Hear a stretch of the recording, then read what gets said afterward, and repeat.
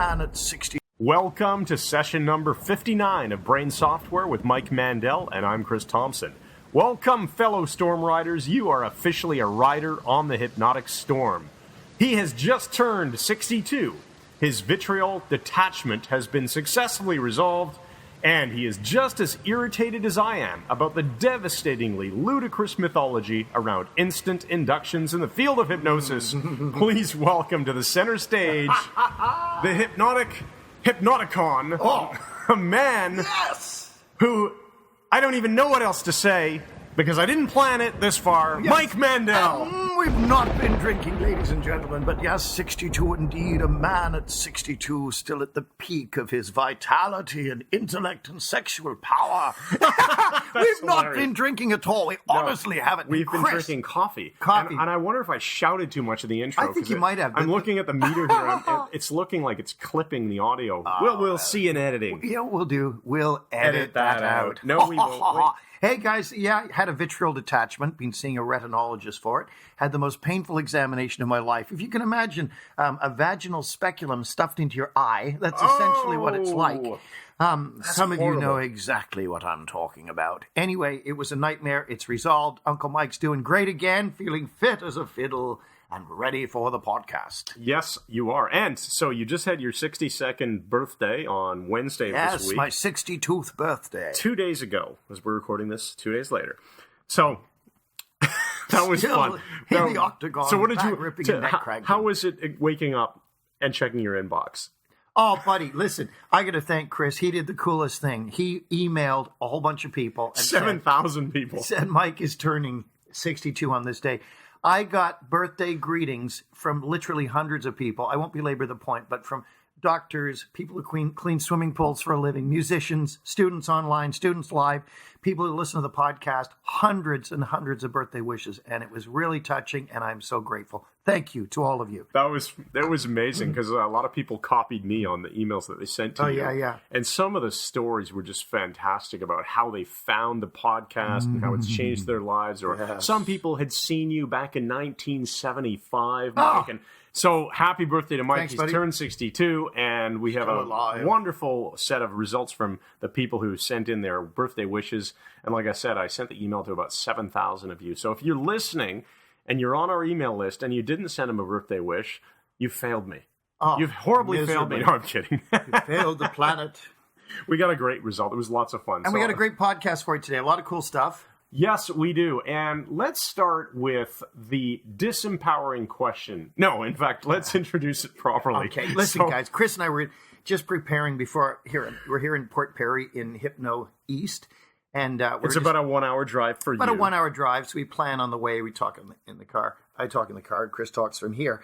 And we came up with this new idea. We've been giving you these empowering questions for a couple of years that actually can greatly enhance the quality of your life. And we thought, well, what would happen? I mean, what would really happen if one were to do it the other way round? Now, before we get there, though, we have to explain how we came up with this stupid idea. You came up with it. So Mike and I were talking on the phone, planning this podcast session. And as he's driving, he's not very obviously good at multitasking in terms of the directions and the planning all at the same time. So he's driving the wrong way. Yeah. And genius is mysterious. And I think you were going the wrong way because you decided. I said, well, where are you? You said, well, I'm at such and such intersection. I said, why are you there? And you said, well, I thought I would just change up the drive a little bit. And I said, oh, in other words, you decided to do it wrong. I got bored of going that way. I thought I'd go a different way. And I said, oh, so you decided to do it wrong. Yeah, I'm bored with doing things correctly. I've decided to do it wrong. Yeah, I'm bored with brushing my teeth with a toothbrush. I've decided to use an orbital sander and just do it wrong. Anyway, so we started with the idea of a disempowering question instead of an empowering question. And what did we come up with? Well, let's give them the disempowering question. Here's today's disempowering question. Where is it now? What sort of obsessions can absolutely wreck your life? And how can you spend even more time thinking about them? What sort of obsessions can absolutely wreck your life? And how can you spend even more time thinking about them? And if that one wasn't bad enough, here's another one for you. What is the most disempowering relationship I have in my life? And what can I do to make that disempowerment even stronger? What is the least empowering relationship in my entire life? And how can I spend a huge degree of time today making it even worse? That's just a horrible disaster. We're saying this for a reason. Because, Right. listen, there guys, is a method for us introducing this insanity. this is how a lot of people live their lives, not as coherently and cogently as we see. That was a good one. Wow, that was good. Coherently and cogently as we're doing it here, but so many people, their focus, their internal dialogue is on disempowerment instead of empowerment. It's the old "is the cup half full or half empty" syndrome. It's the what can go wrong instead of what's awesome about this.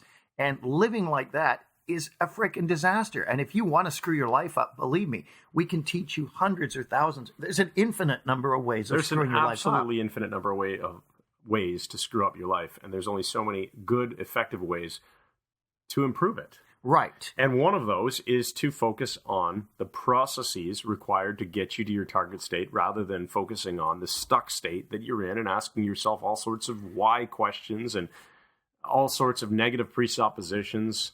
I think a lot of it, too, Chris, is people forget the target state has to be clearly defined. You know, it's not, I want more money. As Tony Robbins so nicely puts it, here's a quarter. Yeah, here's a quarter. Yeah, you have to understand what you call the magic question. What do you want? What do you want? Although I didn't come up with that. I don't know who said it first, but the magic question will get you more out of life than anything Well, else. that's okay, Mike, because you never took credit for the question, as far as I can remember, which will bring us to our next point of conversation in a moment. But before we get there, I want to make sure people understand when we send out an email that says, "Hey, we're hosting a live training online." I'm having language problems today. Clearly, when we're hosting a free webinar, a free live video training, this is the kind of stuff we talk about just to introduce people to what we do. And Mike will spend an hour just teaching on how to do things like using language in a powerful way so that you can identify what it is you want, how to move towards those target states. And we just did a webinar, I think about a week ago today. About a week ago today. It was fantastic. So many people got great results from it. In fact, one fellow who was sending you a birthday wish had said that he met you, way back in the 80s or 90s, I think. 80s, I think. And he learned a bunch of cool stuff from you, but he didn't apply it consistently enough. And then at some point, he got on our email list. He came to the webinar and he said, that was so timely because I was going through this really horrible time in my life. And I listened and I started applying some of the stuff and it's making a big difference. Oh, that's amazing, Chris. And it brings up a point that needs to be said. We do kid around and say absolutely insane things. Absolutely. And we admit it, so it's okay. And we only do it because we can. But behind all this, those who know us, those who take our live trainings will testify to the fact that we kept getting in emails. We honestly do care about you guys. Yes. And we want you to have an awesome life because a lot of the time it isn't that difficult to make a few simple changes that can have a phenomenal effect on giving you a great present and a great future. We really want you to excel, and nothing turns our cranks more than when we hear from our students of how their lives are going great, or how I got an email from a man in Portugal who's a therapist. Oh, that was a fantastic email. Saying how it's totally turned his life around, his application as a therapist. And I got one from a medical doctor the other day saying he's applying mindscaping in his practice now, and it's changed and revolutionized his medical practice. So seriously, guys, despite all the lunacy, and I don't want to get all maudlin, but we really do care about all of you. And I want to give a shout out to McGill, who's the guy that Mike just referenced. That pink tie that you're wearing in that photo, man, that totally suits you. Looked awesome. It was fantastic. Oh, shameless flattery. Yeah. So now we're back to Gandalf and Frodo. We're moving on towards Mordor. Yeah, so we have to talk about instant inductions. And this is a really important topic. Now, Mike, for many years, you have been saying scripts are completely useless other than junk food, other than for reading them to get ideas. They are not the kind of thing. If you're a hypnotist or if you're learning to be a hypnotist, you should never be sitting in front of a client with a piece of paper that says, here's what you read, and then just reading it at the client. And at the same time, we don't want to use these progressive relaxation inductions that bore people into trance. So there are more effective, very rapid, or even so-called instant ways of inducing trance. Right. Now, just before you pre-frame that, let's touch on this here. I've said before in these podcasts that what we teach becomes mainstream in 18 months to 2 years. So if you want to be cutting edge, stay with us. If you want to learn it 2 years later, stay with the other people. And I've been saying for a couple of years now that the whole nonsensical thing about scripts are junk food. reading at someone is not like intersecting them hypnotically. It's a waste of your time. And then everybody started saying it about 18 months later. Then I started telling people the whole idea of progressive relaxation induction is a joke. It's ridiculous. You get a mild trance if it works. And there's way, way better methods of doing it. Now, all of a sudden, people have taken that up. Oh, get rid of it. You know what I'm saying? Yes, so, I do. Because I see this happening. We're, of course, on a lot of people's email lists. So we see the marketing material that comes out. And a lot of people are now saying, oh, progressive relaxation is dead. Kill. Well, yeah, one trainer is now proclaiming the progressive relaxation induction is dead. I can only presume, Chris, he has only just attended the funeral of a body that I laid to rest a couple of years ago.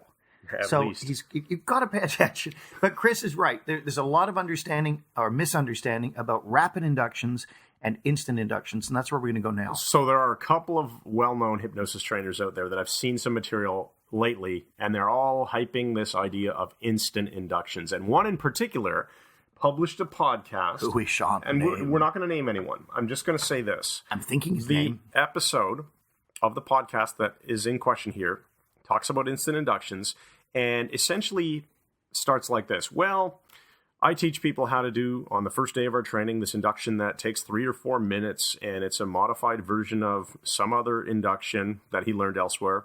And it's great. It works really well. And then on day 2 of the training, we just throw that away. Why bother spending 3 or 4 minutes inducing trance in somebody when you can do it in 3 or 4 seconds?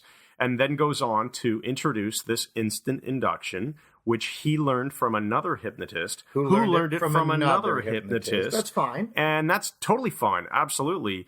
And then he goes on to say, it was a bit too wordy in its inchoate form, so I've stripped out a lot of the unnecessary verbiage, and here we are. We have this new induction. Yeah. And he's given it a name and taken credit for it as if it's his. And he wants credit for a sentence. And he wants people to credit him if they put up a demo on YouTube or something like that, which to me is absurd. So, for example, you teach the sledgehammer induction in the live class. Yeah. You have never once said, oh, this is the Mandel sledgehammer induction or anything like that. No. You've put your own spin on it, and it's a great induction, but I'll never hear you say, oh, this is my induction. You cannot copyright speaking.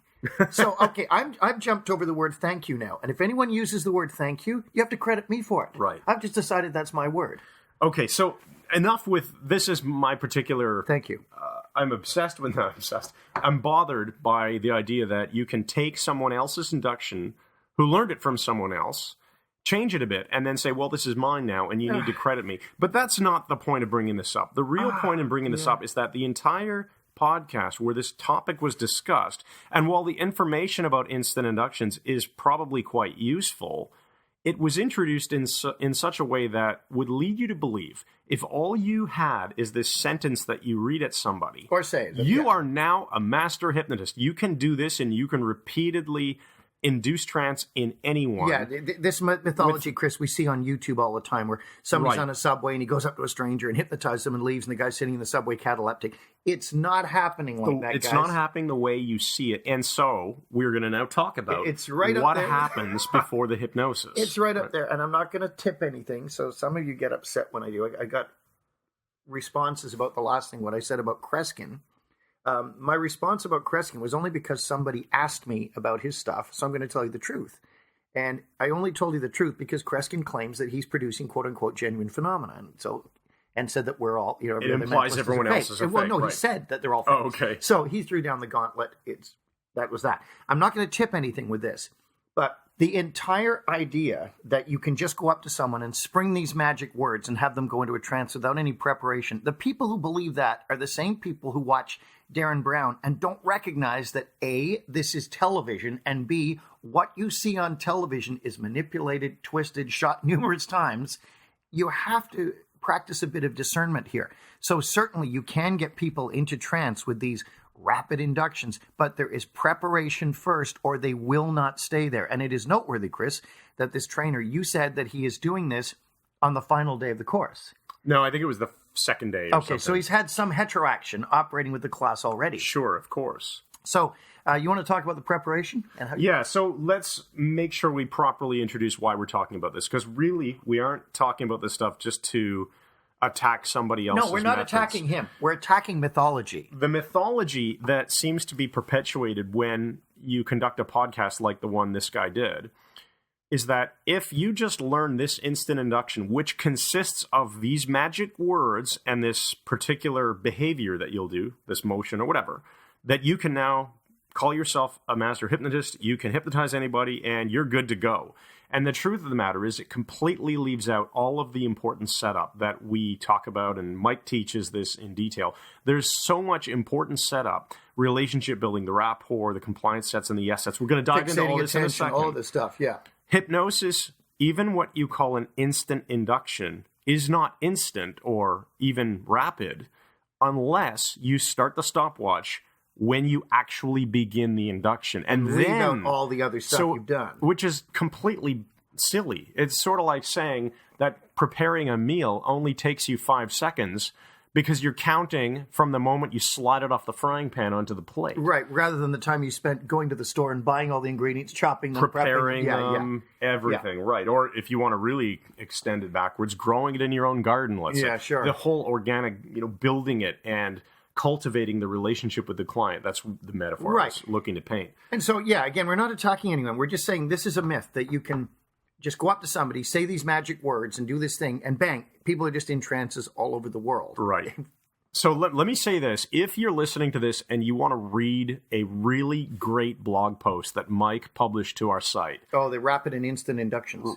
Not the rapid and instant inductions. It's the precursor to all that says, hey, here's all the pre-induction stuff that you need to understand and start doing if you're a hypnotherapist or a hypnotist, or even if you're just an average person having conversations with people and you want to have more influence over them. These are things that you need to do. And realize we're not talking about stuff that goes on and on and on. It's just a few simple principles that open the door for rapid inductions and different things like that to work. So let me give you the URL, MikeMandelHypnosis.com/pre-hypnosis. All one word, no hyphens or anything, just pre-hypnosis. And that will be a short link that will take you to the actual blog post, which has a much fancier link because that's the way the website works. Anyway, MikeMandelHypnosis.com/pre-hypnosis. And by applying those simple principles, you'll find that very, very quickly your hypnosis skills will grow. Okay, so now let's dive into them a bit because I don't want to shortchange people and say, oh, you have to go read it on the site. Let's give them the answers here. So the very first thing that you need to understand is... Without rapport. You're wasting your time. Right. One noteworthy trainer says he came out of the lobby of the Holiday Inn and went up and did a rapid induction on one person, then another and another. And actual quote, he said there were 24 people standing in the lobby of the Holiday Inn in trances, total strangers. Well, here, first of all, he's lying. It never happened. It absolutely never happened. And people in the know will tell you that it doesn't work like that. There's no way he's going to build rapport with all those people because you can affect a rapid induction that will get someone into trance. But guess what, guys? Without rapport, they'll come out of it in a second or two. Absolutely. So if they have rapport, they will stay in it. So you got to use all the typical means that NLP has so beautifully codified, Bandler and Grinder, of matching the person's posture, offering back their language, breathing in sync, blinking with sync, mirroring, all the usual stuff. And then there's just simple stuff like making sure that in your presence, they feel good about themselves. Yeah, that's a real key thing. Or if they like you. What is it, the quote? You had an actual quote here, and I don't know if it's yours or someone else's. I read it years ago, and it was a discovery as to effectiveness of therapies. And they discovered that regardless of the therapy that is being used, notice I cleverly say regardless and not the false word irregardless. We'll get to that. We'll get to that when we get to membrane in a minute. But when you are... it's already starting. Okay. When you are creating rapport with someone... sorry, let's back that all up. I said membrane. It threw me off. I know it did. When you are working with another person therapeutically or attempting to change their behavior through any means, the number one factor that leads to success is not the technique, not how well trained you are. It's whether or not the subject likes you. Right. If they like you, you can do almost anything and get a therapeutic response, which is pretty radical. And so let's introduce two potentially very different examples. One would be a hypnotherapeutic setting. And the other would be a membrane. Right. Well, one could be walking into the door of a local fitness club and meeting the person who greets you and saying, can I have a tour because I'm considering joining? And if you like that person, you are more likely to join that gym. Absolutely. And still not as likely to show up. Right. Why do Which has gyms keep nothing to do. It's nothing to do with it. therapy. No. And that's why I wanted to paint these as two totally different examples. One is going into a hypnotist's office for, say, smoking cessation or whatever it is. Or sales of any kind. Another could be any kind of environment where you're thinking about buying something, and you'll be more likely to buy if you like the person that you're talking to that is going to be the one selling it to you. Car yachts. Car yachts. Yeah, a new vehicle is a car yacht. It's invented by Elon Musk. It's hard to stop it at stoplights. But no, the thing it's kind of interesting is used car lots are really good at this stuff, even new car lots. And one of the things they have quantified and qualified and figured out and membranized is this whole idea they can match you to the salesman.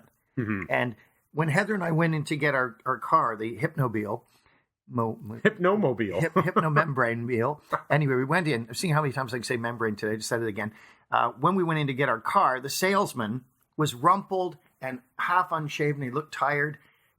And we totally bonded with this guy. And then we researched it later and found out the rumpled look of the salesman is aimed at people in their 50s and higher. No kidding. It makes them feel comfortable because he's not slick. Yes. And so he's not the greasy hair. So we liked him. We liked him. We bought a car from him. Yeah. So yeah, Chris is right. So if the person likes you, guess what? Your hypnotic skills are going to be better and your rapport is going to be better. Now, you're not going to go right into a trance or cause them to go right into a trance without some other things like a yes set. Right, so let's move into that. And keep in mind, the rapport is something you're doing all the time, so it doesn't really take additional time. It's part of the interview process. You're just doing it in addition to everything you're already doing. Right. The yes set is a specific thing, but it only takes, 3 questions. seconds or something like that. Beautiful day, isn't it? Yes, it is. It is. Oh, is that your red Honda out there? Yes.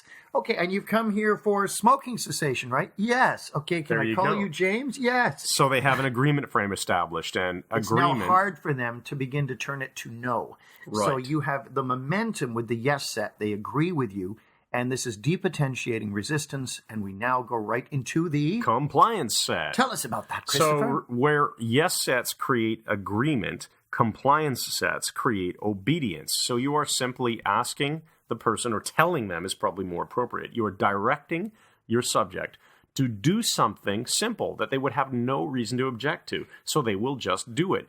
Go ahead and sit down in that chair. They do. Go ahead and put your hands face down in your lap. And they do. Take a deep breath. And they do. That's nice. Fall into a trance. And they do. Yeah. So you go from your yes set, which is very easy to do, get them agreeing with you or verbally saying yes 3 to 5 times, which salespeople know all the time is a very effective method. And then go into the compliance set, get them to do things in response. Part of your compliance set can also be telling them to answer a specific question.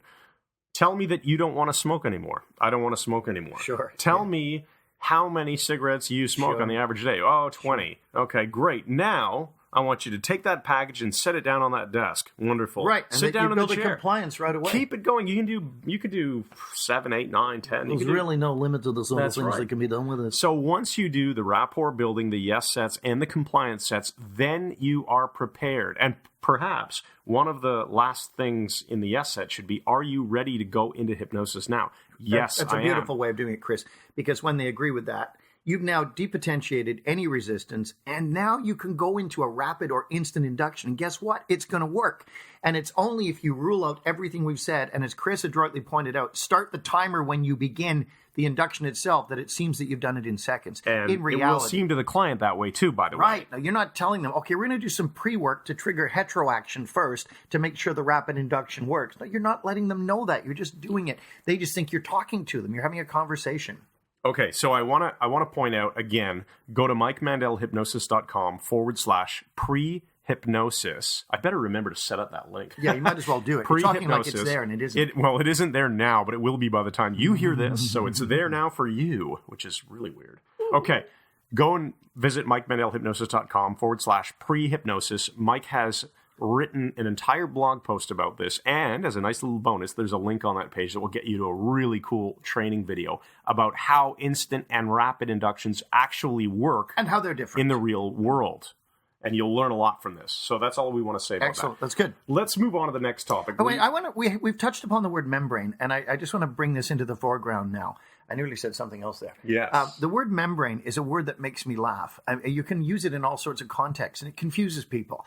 So I would like to hear from our listeners, how many of you have creatively used the word membrane in conversations and freaked people out so they were confused and stressed a bit?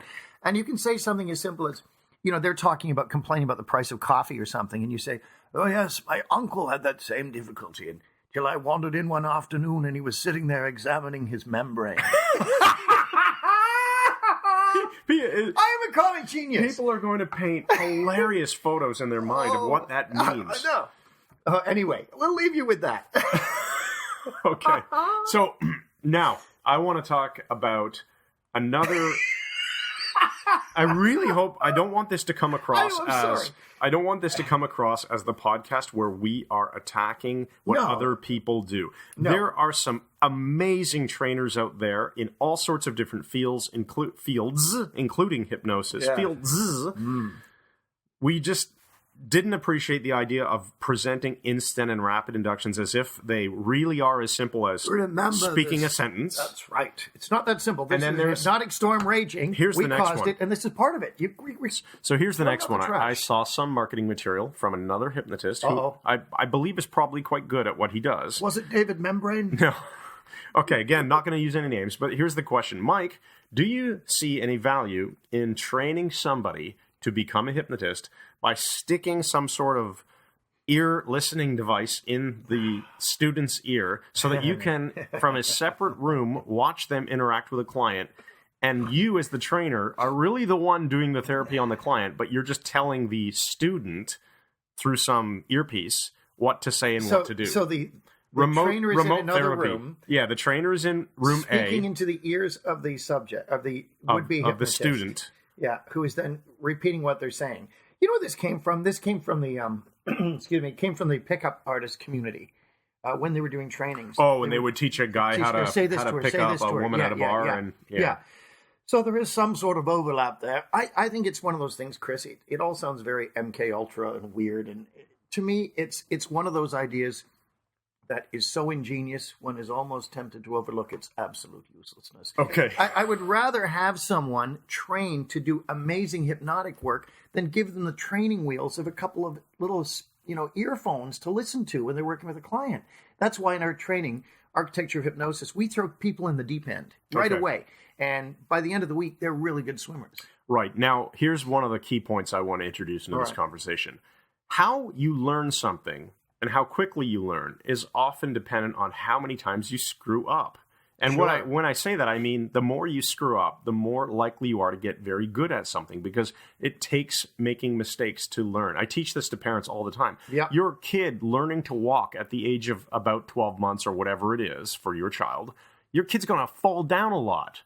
And do you think they're going to go, oh, well, that doesn't work. I better just stop. And until they can walk perfectly. Get up, and then they learn all kinds of amazing things, snapping their fingers, clapping their hands, how to put a fork in their mouth, everything.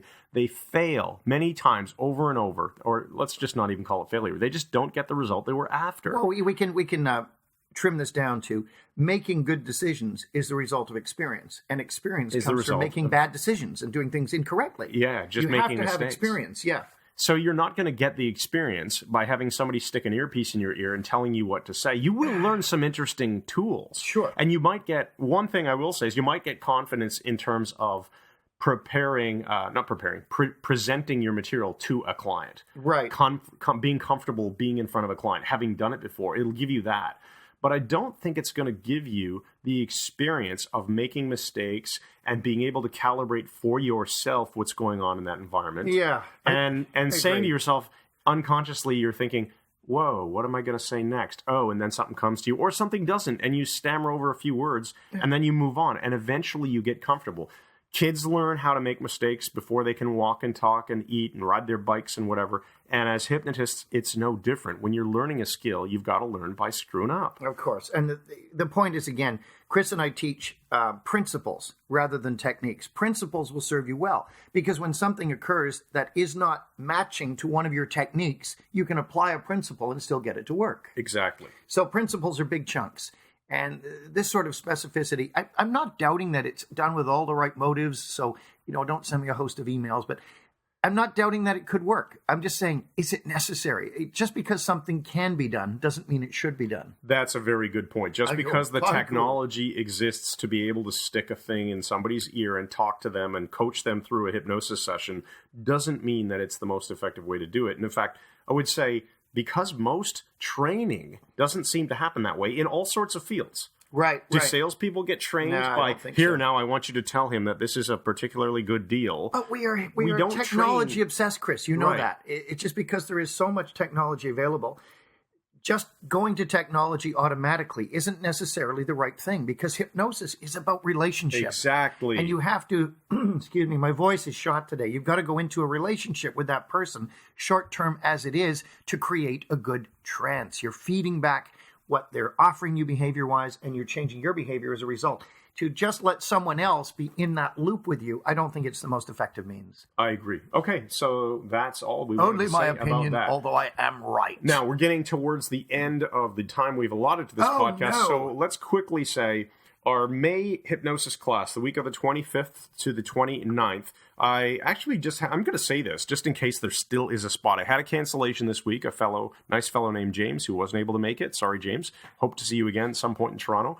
We have an opening for the May 25th to 29th spot right now. If you want it, you got to email me, info@mikemandelhypnosis.com. The next class, because we had a substantial waiting list, we decided to do it June 22nd to 26th this summer. In Toronto also. Monday to Friday. It is more than half full right now. So if you want a spot, also just jump on over to our website or email me and let us know. That's going to be an awesome class. Then we have another one that will be in November, but we haven't set the dates for that. So this is your last chance for a little while. We also have a mindscaping class coming up in Toronto. Yes, next month. Early June. And you can find that on our website, mikemandelhypnosis.com/mindscaping. And let me just mention, mindscaping is a really cool method of getting into the unconscious. We teach it in a full weekend, and you will get a lot of treatment with the other students, working with them, and you'll experience some amazing change, and you'll be able to pass that on to other people and do mind Skyping and work like I do with clients around the world via Skype. And just from the emails that I've seen and from the live chat sessions that I've had with people who have been visiting our website and interacting with me, the most popular question about mindscaping seems to be, do I need to be an experienced hypnotist to do mindscaping? And the answer is no. In fact, you can do the classes in either order. They're complementary. You don't have to learn hypnosis first. You don't have to know mindscaping to become a hypnotist either. You don't have to be a therapist. This is great if you're a coach, if you're a guidance counselor, if you're, a personal change agent of any kind. This is a very, very useful skill set, and you need no previous experience in any modality. Right. In fact, would you agree with me, Mike, if I said the only thing that you really need to make usefulness out of, other than the self-therapeutic stuff, because you're going to have mindscaping done on you all weekend long, and you're going to make great changes. But in terms of the skill, having that skill of knowing how to mindscape someone, it's going to be useful to anyone who actually wants to do some sort of formal change work with another person. Yes, absolutely. If you have no interest in doing change work with another person, it's probably not for you. Probably not. Okay. Although you will be scaped that weekend and come out of it with some wonderful skill sets. Okay, so enough of that. Enough of that. So that is pretty much all we had for you. When is the membrane class, Chris? Word! I think we came up with that because we were talking about cell membranes. I was telling you. The word just made me laugh. Yeah, well, here's an interesting statistic that I came across today that some of you might be fascinated by. Yeah. A muscle cell, if you were to break it down into its components, the macronutrients of protein, fat, and carbohydrate, there is more energy coming from fat in a cell that is a muscle cell than any other of the nutrients. So there's not as much carbohydrate in a muscle cell. There's not even as much protein in a muscle cell as there is fat. And most of it is in the cell membrane, which is what made Mike laugh hilariously. I don't know what it is about that word. So where are we going now? How are we going to close this off? We are going to close this off by saying, make sure you go to mikemandelhypnosis.com/pre-hypnosis. I would really love you to go and visit that page and drop your comment in and let us know what you thought about the content. Let us know if you have any other questions. Mike and I are now on a kick of producing a lot more content, a lot more videos, a lot more blog posts. We're doing some cool stuff. We really want to step up our game here and do more than just podcasts. So Go Which over is there. why we'll be in Las Vegas in Yes, August. exactly. Hypno Thoughts Live, which you can Google and join us and hang out with us, and it's going to be a blast. So head on over to our website, leave a comment on that blog post. That would be awesome. And that's really all I wanted to say. We'll see you all in the next episode, which will be episode number 60. We didn't have a metaphor. No, we're going to do that now. Okay. I'm just doing the pre-close. Okay. Well, Go ahead. I want to tell you, Chris, the story of little Maddie's ghost. Now, Maddie wasn't dead. When I lived at 58 Woodington Avenue, which you can actually Google and see it, across the road, and I was quite a young kid, I was not able or permitted to cross the road without assistance. And there was another kid across the other side of the street, and I never found out his name. I think he was Macedonian. And because I had another Macedonian friend named Matty, and this little boy vaguely resembled him as a much junior version, in my mind, he was little Matty. And the interesting thing was, his mother dressed him in unusual and creative ways. In fact, you'll remember, Chris, that here in Canada, we often wear heavy coats in the winter, and there are sometimes zip-on hoods that you can fasten to the back of your collar. They zip on and then lace under your chin to keep your ears warm and your head warm. Well, sometimes you can wear the coat without one of these hoods.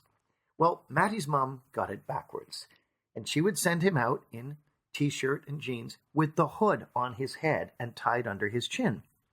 And Jerry, who lived around the corner from me on Woodington Avenue, would come over and we'd see little Matty across the street. And he had this hood on his head. And then we'd always laugh because it looked so bizarre. Well, one day, Chris, I was sitting on the veranda of 58 Woodington Avenue watching rain because you know I'm obsessed with it. And it was a thunderstorm. And Matty's house across the street, a few houses down, got hit by lightning when I was sitting there. Massive concussion, scared the crap out of me. Smell of ozone in the air, like just unbelievable. And so the mythology erupted, or actually was created by me, that little Matty was killed in the lightning strike. Now, Jerry was a younger kid than me, my friend, and so he believed me. And then a few days later, he was over at my place. It was a gloomy afternoon, and Matty came out of his house with the hood fastened around his head and began walking along Milverton Boulevard. Sorry, this is 504 Milverton this happened. I might have said Woodington. And at that moment, I said, Jerry, look, it's little Matty's ghost. Jerry looked at him in shock and fled up the street screaming. That's awesome. True story. I love that. I know exactly. I'm not going to say anything. I'm just going to leave it that. The moral of the story is never fasten a hood around your membrane. All right. Well, that is the end of podcast number 59. Hope you enjoyed it, and we'll see you on episode number 60 coming up in about 2 weeks.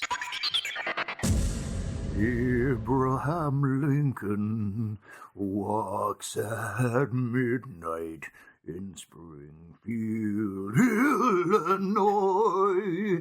He's got a tall top hat and eyes of blue. Don't you wish he'd stop and speak to you? Abraham Lincoln walks at midnight in Springfield, Illinois. It's just silly.